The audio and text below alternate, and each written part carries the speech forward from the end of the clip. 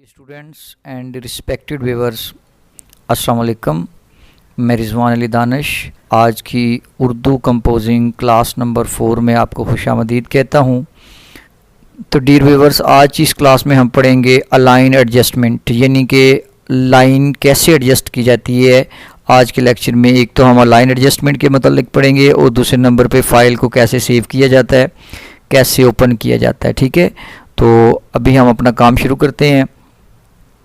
सबसे पहले देखें, आपको यहाँ पर ये अलाइन एडजस्टमेंट नज़र आ रही है। ठीक है जी, अब ये गौर करेंगे, ये है, अगर इस पर क्लिक होगा तो ये है अलाइन लेफ़्ट, यानी अगर आप इस पे क्लिक करते हैं तो फिर देखिए कि इसका क्या होगा। आप इस पे क्लिक करते हैं, अब आप कर्सर देखेंगे कि कर्सर जो है वो इस तरफ कर्सर ने ब्लिंक करना शुरू कर दिया। ये आपका मुकम्मल पेज है। ठीक है जी, तो कर्सर ने इस तरफ ब्लिंक करना शुरू कर दिया है। ठीक है ना, तो अब जब भी आप लिखेंगे, अब देखें यहाँ पे मैं लिखता हूँ तो यहाँ से लिखना शुरू कर रहा है, यानी कि इस साइड से लिखना शुरू कर रहा है, क्योंकि मैंने इसकी अलाइन एडजस्टमेंट जो बताई है वो बताई है लेफ़्ट। चूँकि उर्दू लैंग्वेज जो है, उर्दू ज़बान जो है हमेशा वो राइट हैंड से लिखना शुरू की जाती है, यानी दाईं तरफ से लिखना शुरू की जाती है। इंग्लिश को बाईं तरफ से लिखा जाता है। इसलिए अगर आप उर्दू कंपोज कर रहे हैं तो फिर आपको ये सेटिंग करने की ज़रूरत नहीं है, यानी कि आपको फिर लेफ़्ट करने की ज़रूरत नहीं है, अलाइन लेफ़्ट करने की ज़रूरत नहीं है। फिर आप जेन्युइनली जो ओरिजिनली चल रही है, बाय डिफ़ॉल्ट चल रही है, वो कौन सी है, आपको इसके साथ ही ऑप्शन नज़र आ रही होती है दूसरी, कौन सी, अलाइन राइट। यानी इस पर क्लिक करूँगा, देखिए वो उसको राइट साइड पे ले गया जहाँ पर इसका एक्चुअल तरीक़ाकार है उर्दू लिखने का। तो ये दो सेटिंग्स आपने याद रखनी है। अगर आप इंग्लिश, क्योंकि आगे चल के हम इंग्लिश की मुतल्लिक़ भी इसमें पढ़ेंगे, इंग्लिश की इन्वायरमेंट भी ये प्रोग्राम देता है, तो अगर तो आपने इंग्लिश लिखनी है, इंग्लिश को टाइप करना है, फिर तो आप अलाइन लेफ़्ट रख लें। अदरवाइज़ चूँकि अगर आप उर्दू में काम कर रहे हैं तो ज़ाहिर बात है उर्दू जो है वो राइट साइड से शुरू होती है, तो आप इसको अलाइन राइट ही रहने दें। ठीक है जी, तो दो सेटिंग्स आपको समझ में आ गई। ठीक है, तो इसको मज़ीद समझाने के लिए मैं थोड़ा सा लिखता हूँ।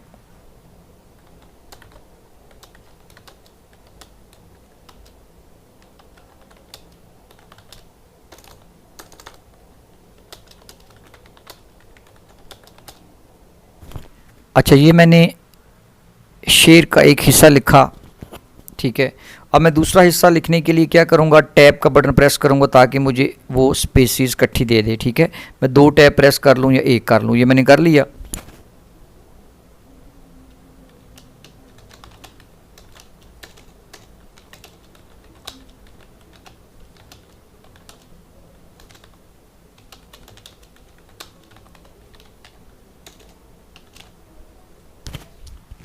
हाँ जी डियर व्यूअर्स, यहाँ पर मैंने एक शेर लिखा, वो मर्द नहीं जो डर जाए हालात के खूनी मंजर से, जिस हाल में जीना मुश्किल हो उस हाल में जीना लाजम है। ये मैंने एक शेर लिखा है आपको समझाने के लिए। अब आपने क्या करना है कि अब व्यू पे जाके इसको एक्चुअल साइज़ पे ले आएंगे तो आपके सामने ये सूरत हाल पैदा हो जाएगी। मैं ज़रा इसको जूम करता हूँ। ठीक है जी, ये मैंने जूम किया, आप देख रहे होंगे कि ये पेज है मुकम्मल। ठीक है जी, ये पेज आपको नज़र आ रहा है। ठीक है, तो अब आपने क्या करना है, इसको सिलेक्ट करना है। सिलेक्ट करने के बाद आप किस पे जाएंगे, अब यहाँ पर मैं क्लिक करता हूँ अलाइन लेफ़्ट पे, तो वो देख रहे होंगे कि आपको नज़र आ रहा होगा कि वो पेज के लेफ़्ट साइड पे उसको ले गया है। ठीक है, अगर मैं इसको क्लिक करता हूँ कहाँ पर, अलाइन राइट पे, तो वो उसको इस तरफ ले गया है। ठीक है जी, अब मैं इसका साइज़ थोड़ा सा बढ़ा लेता हूँ। ये अब देख रहे होंगे कि अब ये लाइन किस तरफ से शुरू कर रहा है, इस तरफ से, ये बिल्कुल स्टार्ट से ले रहा है। अब क्योंकि ये अलाइन राइट है, अगर मैं अलाइन लेफ़्ट करता हूँ तो आप देख रहे होंगे कि वो इस तरफ मुंतकिल हो गया है, लेफ़्ट साइड की तरफ। ठीक है, तो मैं फिर इसके राइट कर देता हूँ, अपनी असल कंडीशन में आ गया। इसके बाद फिर मैं इसको सेलेक्ट कर लेता हूँ, सेलेक्ट के बगैर भी ये मूव कर लेगा, कोई मसला नहीं है। अब देखिए, अगर मैं चाहता हूँ कि ये बिल्कुल पेज के सेंटर में आ जाए, दरमियान में आ जाए, जब आप कोई काम कर रहे होते हैं, अगर कोई मेन हेडिंग आपने देनी है तो वो आप चाहते हैं कि पेज के बिल्कुल वो सेंटर में आ जाए, बिल्कुल दरमियान में आ जाए, तो फिर उसके लिए आप क्या करते हैं, आपको ये इसके साथ ही सेटिंग मिलती है, ये अलाइन सेंटर, आप इस पर क्लिक कर देते हैं। अब ये क्या करेगा कि दोनों तरफ से बिल्कुल वो क्या कर देगा, इसको सेंटर में कर देगा। आप देख रहे होंगे कि इस तरफ से भी, ये देख रहे होंगे आपने, इस तरफ से भी उसने उतना ही फासला छोड़ा यहाँ से लेके यहाँ तक, इस तरफ से भी उसने इतना ही फासला छोड़ा है। यानी बिल्कुल पेज के सेंटर में वो मतन को या जो कुछ भी आपने लिखा होगा वो बिल्कुल उसको पेज के सेंटर में ले आएगा। ठीक है, तो ये सेटिंग कहाँ से आपने करनी है, ये जो आपको नज़र आ रहा है इधर से अलाइन सेंटर से। ठीक है जी। अच्छा, इसके बाद आगे एक और सेटिंग है, इसको ख़त्म करते हैं। आगे एक और सेटिंग है जस्टिफाई की, जो बहुत ज़्यादा इस्तेमाल की जाती है, ये जिसके ऊपर ये पॉइंटर मैंने रखा हुआ है, ये है जस्टिफाई। अब जस्टिफाई का फ़ायदा क्या है, ये एक बहुत ही अहम सेटिंग है। ठीक है, अगर आप लिख रहे हैं, टाइप कर रहे हैं, तो उस हवाले से अगर आप कोई बहुत ज़्यादा डाटा इसके ऊपर लिख रहे हैं, फिर उसके बाद आपने रिज़ल्ट उसका प्रिंट लेना है, तो ये सेटिंग बहुत ही अहम है जिसका नाम है जस्टिफाई। ठीक है, अब जस्टिफाई करने का तरीकाकार क्या होगा, ये मैं एक पैराग्राफ मैंने पहले ही लिख के रखा हुआ है, वो मैं आपको दिखाता हूँ। हाँ जी, अब आप देख रहे होंगे कि ये पैराग्राफ मैंने पहले ही लिख के रखा हुआ है। इन पेज के मतलब मैंने थोड़ी सी इन्फॉर्मेशन लिखी है सिर्फ आपको समझाने के लिए। ठीक है, तो आप देख रहे होंगे कि ये एक पैराग्राफ है जो आपको नज़र आ रहा है स्क्रीन के ऊपर। अब आपने एक चीज़ के ऊपर गौर करना है कि इस पैराग्राफ में प्रॉब्लम क्या है, यानी इसको मज़ीद हमने खूबसूरत बनाना है, इसमें कौन सी अभी हमें खामियां नज़र आ रही हैं, तो वो आपने ज़रा गौर करनी है। ठीक है जी, अगर आप इसके ऊपर गौर करते हैं तो आप ये देख रहे होंगे कि इस तरफ से बिल्कुल बराबर अलाइनमेंट, किसी किस्म का कोई भी फ़र्क नहीं है। अब दूसरी साइड पे आ जाते हैं, देखिए ये इसमें ये पीछे है, ये आगे है, फिर ये उससे आगे है, ये बहुत पीछे है। यानी आप इस तरफ से देख रहे हैं तो आपको अजीब सा लग रहा है, यानी इसकी अलाइनमेंट एडजस्टमेंट बिल्कुल ख़राब है। और इस तरफ से बहुत प्यारा लग रहा है क्योंकि उसकी एक तरतीब है। तो कंपोजिंग का मतलब ही ये होता है कि किसी चीज़ को तरतीब में रखना। ठीक है, तो यहाँ भी आप इस तरह की तरतीब या इसको इस तरीक़ा से कर सकते हैं। उसका आसान तरीन तरीका क्या है, जो अभी हमने सेटिंग पढ़नी है, आपने क्या कर लेना, इस सारे को कर लेना सेलेक्ट। ठीक है ना, आप अगर इतना ही करना है तो आप कंट्रोल ए से भी सिलेक्ट कर सकते हैं, या उस माउस को ड्रैग करके भी आप कर सकते हैं। अब देखें जी, अब मैंने इस सारे को कर लिया, सेलेक्ट कर लिया। अब सेलेक्ट करने के बाद मैं क्या करूँगा, आपने गौर करनी है। सेलेक्ट करने के बाद मैं जाऊंगा किसके ऊपर, जस्टिफाई के ऊपर। अब मैंने जस्टिफाई की सेटिंग्स पे जाके जैसे ही क्लिक करना है, आपने गौर करनी है कि ये कैसे जस्टिफाई हो जाएगा। हाँ जी, आपने देखा, आप इस तरफ से आप देख रहे हैं कि उसने इस तरफ से भी उसके अलाइनमेंट को बिल्कुल एडजस्ट कर दिया, बिल्कुल ऐसा कर दिया जो कि शुरू में थी। अब देखेंगे पहले की निस्बत आपको ये खूबसूरत लगेगा क्योंकि इसकी दोनों तरफ से अलाइनमेंट जो है वो बराबर है।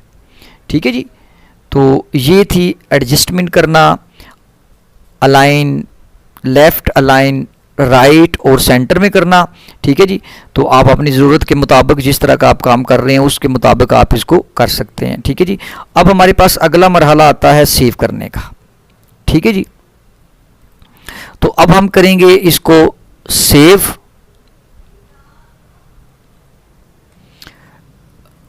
तो अब हम इसको सेव करना सीखेंगे। अगर बाकी प्रोग्राम्स आपने पहले यूज़ किए हुए हैं ऑफिस के मुतल्लिक, तो इसको सेव करना, महफूज करना कोई मुश्किल काम नहीं है।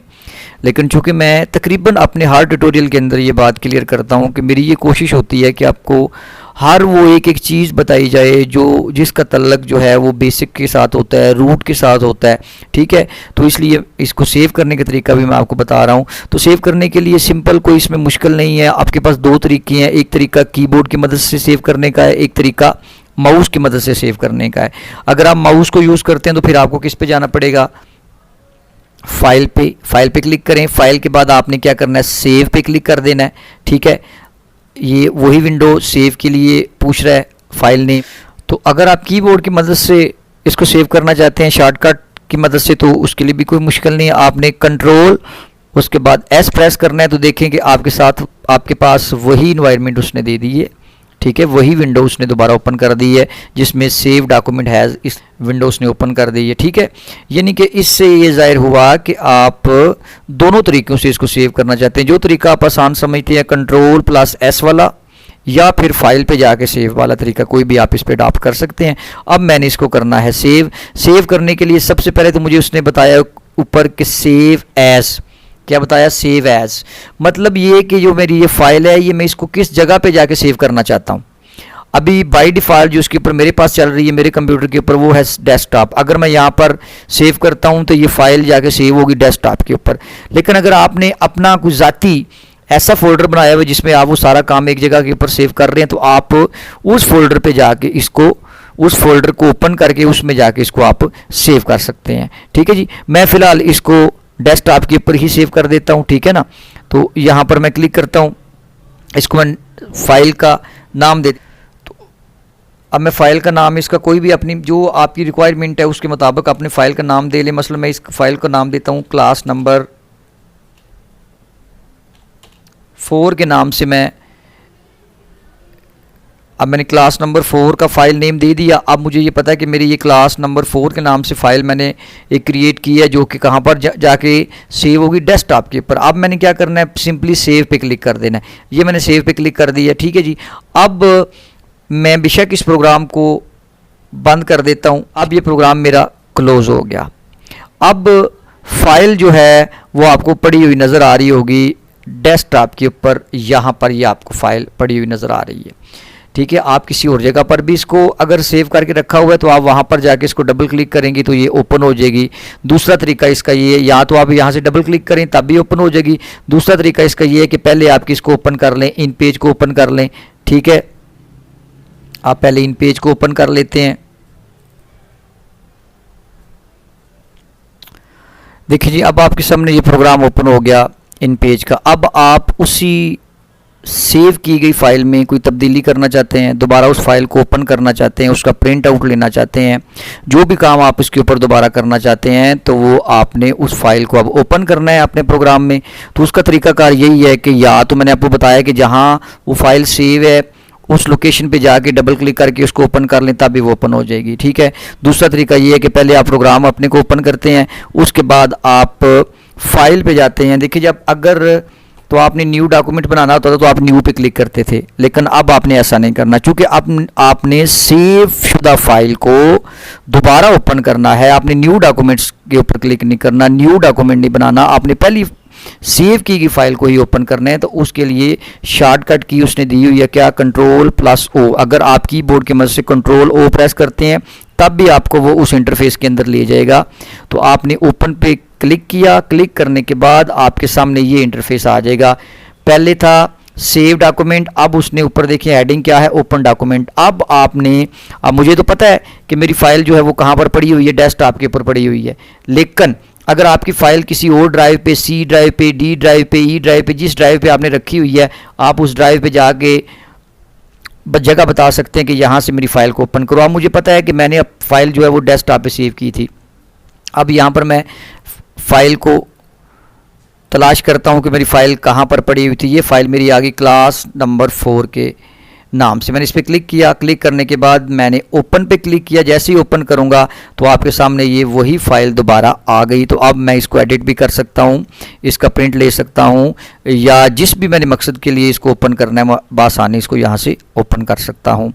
तो डियर स्टूडेंट्स और डियर व्यूअर्स, ये आज की हमारी क्लास नंबर 4 थी और मैं उम्मीद करता हूँ कि आपको इसकी अच्छी तरीके से समझ आ गई होगी।